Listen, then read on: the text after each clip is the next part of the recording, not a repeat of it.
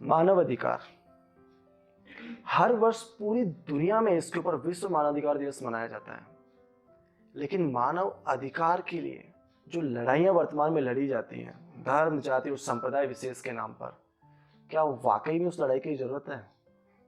क्या हम इंसानियत को बहुत ही प्यार से, बहुत ही तजुर्बे से, बहुत ही सलीके से नहीं संभाल सकते? हम इंसान होकर भी इंसानियत को इतना महत्व नहीं देते जितना मानव अधिकारों को देते हैं। अगर अधिकारों से ज़्यादा हम कर्तव्य पर ध्यान दें तो मुझे नहीं लगता कि दुनिया के अंदर किसी लड़ाई की ज़रूरत है। हम इंसान हैं, हम भाई हैं। इस पूरे यूनिवर्स में हम इंसान ही हैं जो खोज करते हैं, आगे बढ़ते हैं, नया विकास करते हैं। लेकिन कहीं ना कहीं हमारी आपसी द्वेष, हमारी आपसी लड़ाई ही है जो हमारे पतन का कारण बनती है। आज विश्व मानव अधिकार दिवस पर विशेष रूप से इस विशेषांक में हमारे साथ जो स्पेशल सेलिब्रिटी आपसे बातचीत करेंगे, मैं चाहूँगा आप डायरेक्ट उनको सुने, समझें उनके विचारों को और मानव अधिकार को भूलकर इंसानियत पर ध्यान दें। दिल की बात आपसे सब तक।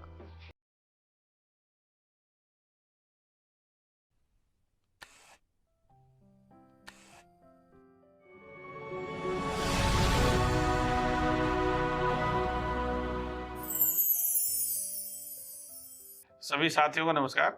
साथियों में किशन सहाय, आईपीएस, आईजीपी, मानव अधिकार पुलिस मुख्यालय जयपुर राजस्थान। चूंकि मेरी पोस्टिंग अभी आईजीपी मानव अधिकार या महानिरीक्षक पुलिस मानव अधिकार पुलिस मुख्यालय में है, तो और अगले 10 तारीख को विश्व मानव अधिकार दिवस भी मनाया जा रहा है। तो इस पर मैं संदेश देना चाहूँगा कि भाई मानव अधिकार गरिमापूर्ण जीवन जीने के लिए हर व्यक्ति को मानव अधिकारों की जरूरत है। तो इसके लिए किसी के भी मानव अधिकारों में हनन करना वो नैतिकता के खिलाफ है, मानवता के खिलाफ भी है। और ये मानव अधिकारों के हनन की समस्या, ऐसे तो इसका इतिहास लंबा है और जब भी कोई देश गुलाम रहा या युद्ध का टाइम रहा तो उस समय मानव अधिकारों का हनन बढ़ जाता है। लेकिन शांति काल में मानव अधिकारों का हनन काफी होता रहता है। व्यक्तिगत रूप से भी होता रहता है, सामूहिक रूप से भी होता है। तो व्यक्तिगत रूप से फिर मानव अधिकारों का हनन होता था, कई बार वो हनन अपराध की श्रेणी तक पहुंच जाता है। अपराध भी उसके होते हैं, दूसरे के मानव अधिकारों का हनन करके लोगों का अपराध करते हैं। दूसरा, सामूहिक रूप से भी मानव अधिकारों का हनन होता है, उसका मैं ज्यादा उल्लेख करूंगा कि उसमें ज्यादा संख्या में लोग प्रभावित होते हैं और बहुत सारे लोग बाग तो उसको जिनाइन भी मानते हैं, भाई ये हनन कोई दूसरे का हनन के प्रति वो संवेदनशील भी नहीं है। तो मानव अधिकारों का जो बड़ा हनन होता है वो होता है जाति व्यवस्था से, परंपरागत धर्मों की जो ग्रंथों में जो उल्लेख है उसकी वजह से, नस्ल भेदों की वजह से, ये मानव अधिकारों के बड़े हनन है।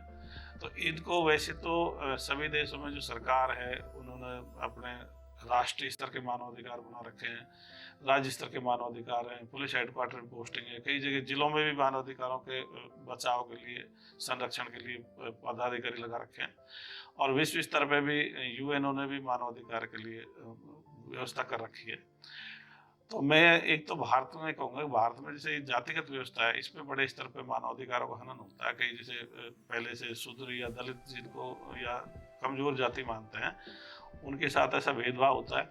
कई तरह से धर्म ग्रंथ है उनमें भी मानव अधिकारों के हनन के लिए लिख रखा है, जैसे काफिर मुशरिक जैसे है, कोई इनके साथ में संघर्ष करो, इनके साथ में अत्याचार करो, ये जायज है, इस तरह की बात भी धर्म ग्रंथ में है। तो मैं तो इसमें पहले से भी मानवतावादी विश्व समाज विचारधारा मिशन इसके लिए चला रखा है, उसमें मानव अधिकारों के संरक्षण के लिए बहुत बड़ी व्यवस्था है, क्योंकि उसका मकसद ये है कि अंधविश्वास मुक्त, वैज्ञानिक दृष्टिकोण युक्त, परंपरागत धर्म विहीन, जाति विहीन, नस्लभेद मुक्त, साहसी, शिक्षित, स्वस्थ और उच्च नैतिक मूल्यों वाले मानवतावादी विश्व समाज का निर्माण करना अपना प्रमुख लक्ष्य होना चाहिए। तो इस व्यवस्था में सब तरह से विभिन्न प्रकार से मानव अधिकारों के संरक्षण हो जाता है। क्योंकि जाति व्यवस्था और परंपरागत धर्म जैसे और ये नस्ल भेद की मानव अधिकारों का हनन, इनका अपन ने विहीन की बात कर रखी, इनको खत्म करना है। एक मानव अधिकारों का हनन करने वालों के सामने साहस की जरूरत होती है। जिसका हनन हो रहा है वो साहसी बने और उसका विरोध करे, तो दूसरा फिर अपने आप ही सही लाइन पा जाएगा।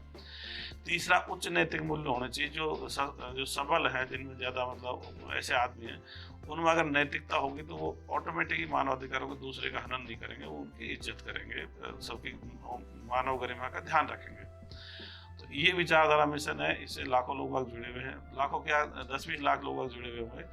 और मेरे से मतलब 12-13 स्टेट से, मतलब महाराष्ट्र, गुजरात, छत्तीसगढ़, मध्य प्रदेश, उत्तर प्रदेश, बिहार, दिल्ली, पंजाब, हरियाणा, राजस्थान, उत्तराखंड, हिमाचल प्रदेश, जम्मू कश्मीर तक के भी लोग बाग जुड़े हुए हैं। तो इससे भी लाखों लोग प्रभावित हो रहे हैं। तो हम ये चाहते हैं भी मानवाधिकारों के बारे में अगर हम दूसरों के सोचेंगे, भाई जैसा व्यवहार मुझे अपने प्रति चाहिए वैसा ही मैं अगर दूसरे से करूंगा तो किसी के मानवाधिकारों का हनन नहीं होगा। पर चूंकि जैसे पहले बताया गया है कि भाई धर्म ग्रंथों में बहुत सारा इस तरह की बातें हैं, तो उसका फिर लोग बाग उससे, क्योंकि उनसे प्रेरित होते हैं धर्म ग्रंथों से, और उससे प्रेरित होकर के लोग बाग उस मानवाधिकारों के हनन को वो गलत नहीं मानते। वो सोचते हुए तो हमारे धर्म ग्रंथ में लिख रखा है ये चीजें सही होंगी, वो ही मानते हैं। धर्म ग्रंथों में जो भी बातें लिख रखी हैं वो बहुत, मतलब बहुत सारे लोग बोलते हैं भाई तो पारलौकिक है, दूसरे मतलब स्वर्ग कोई आदमी आया उसने कह दिया, या ऐसे व्यक्ति ने कह दिया जो अवतार पैगंबर था। लेकिन अपन तो कहते हैं भाई अवतार पैगंबर ऐसा भी, ये भी आदमी थे और थोड़ा ज्यादा होशियार हो सकते हैं, लेकिन ऐसा कुछ नहीं था। उनकी भी औरतें थी, बाल बच्चे थे, अपने जैसी उनकी सारी गतिविधियां भी अपनी जैसी थी। तो धर्म ग्रंथों में से एक तो तरीका है धर्म ग्रंथों से उन प्रावधानों को हटाया जाए जिनसे मानवाधिकारों का हनन होता है। और दूसरा मेरा तो ये सोचे कि धर्म ग्रंथों की ही जरूरत नहीं है, क्योंकि इनमें उन प्रावधानों को हटा देंगे तब भी अलगाववाद होता है। हर धर्म एक अलग गुट है, विशिष्ट का गुट है, इस्लाम एक गुट है, हिंदू एक गुट है, बौद्ध एक गुट है, ईसाई एक गुट है, सिख एक गुट है। तो ये गुटबाजी पैदा करते हैं धर्म। तो अगर धर्म नहीं होंगे तो बहुत सारी चीजें ऑटोमेटिक ठीक हो जाएंगी। धर्मों में जैसे किसी बात का उल्लेख कर रखा है, कोई उसका फॉलो नहीं करता तो उसको बहुत सारे मारने के लिए, एक साथ उसका अपमान कर दिया इसलिए मारना चाहिए। तो ये बहुत तगड़ा मानवाधिकार का हनन होता है। फिर भीड़ की भीड़ उसको सहयोग करती है कि भाई ये इसको मारना जायज है। तो इस तरह से मतलब धर्म ग्रंथों की वजह से लोगों के दिमाग प्रभावित हो रखे हैं, और उनसे बहुत सारा जगह जगह दूसरे धर्म के लोगों का, कभी खुद के धर्म के लोगों का ही, खुद के धर्म के दूसरे वर्ग के लोगों का मतलब मानवाधिकारों का हनन कर लेते हैं। तो ये है। तो वैसे तो सरकार वगैरह में काफ़ी व्यवस्थाएं हैं, पदाधिकारी भी हैं और पोस्ट वगैरह है, बहुत सारा आयोग वगैरह बना रखे हैं, कानूनी कार्रवाई भी होती रहती है। और ये वैसे लगातार प्रक्रिया है, कोई कुछ लोग हनन करेंगे, कुछ उनका विरोध करेंगे। लेकिन जो संगठित रूप से, सामूहिक रूप से जो हनन हो रहा है वो एक बड़ा इशू होता है उसमें।